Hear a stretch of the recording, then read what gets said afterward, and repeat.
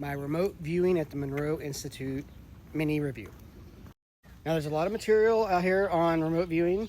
The teachers in the class, and we actually had the gift of having Joe McGonagle there as one of the teachers, like probably one of the last remaining OG and best remote viewers on the planet. They would say it's more remote sensing than it is remote viewing because you're trying to intuit pieces of information about a distant target. First, I would say the facility was great, super high vibe. Everyone that was there was also super high vibe. Like, it was a really amazing group of people from a variety of backgrounds. Not like everybody was a psychic. In fact, the people that did the best really didn't have any psychic or mediumship training. There was a lot of work with Robert Monroe's HemiSync technologies as you're doing the lessons and doing the viewings, which was super interesting and super fun. That was really my first experience to that. We got to hear Joe McGonagle tell amazing remote viewing stories about how he remote viewed Mars a million years ago, tracked spies, was able to like really draw accurate diagrams of things that weren't there, things that were there in the future, all kinds of wild stuff. And in the end, you start to understand that one, all the humans can do it because everybody in the room was getting it done. And then two, there's no time or space. And I won't tell the secret they did, but they gave a lot of examples. And then we did an exercise of intuiting the final result. And they did some tricks where you thought you were going to get one thing and you got the other, but you actually drew the thing you eventually got because you're drawing what's in the envelope when you open it. And that might sound a little weird, but it's basically, it was a week of explaining that time doesn't exist and that you can intuit and all that information is out in the field. So beautiful, beautiful week.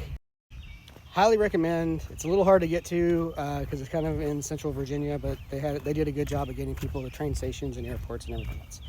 I'm definitely going to be back to do the Gateway experience and some other things.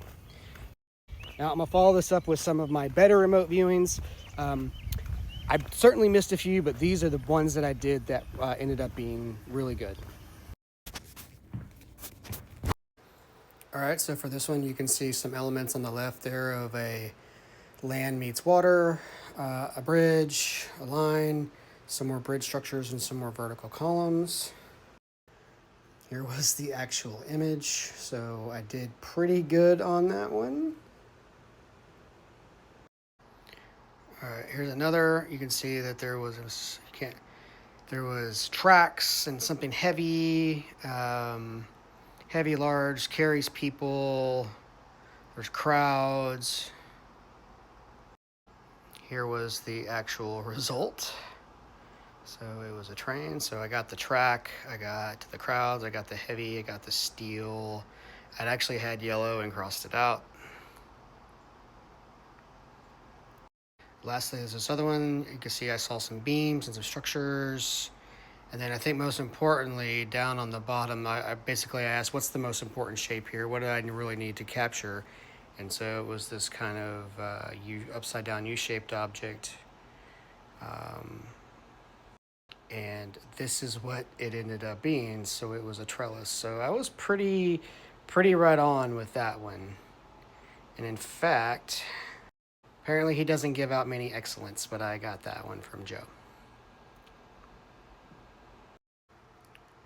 All right, so that's my review. A lot of practice to do now that I'm back home, but I intend to keep working on this initiative, working on the psychic development, and just seeing where it goes. Highly recommend the course. See ya.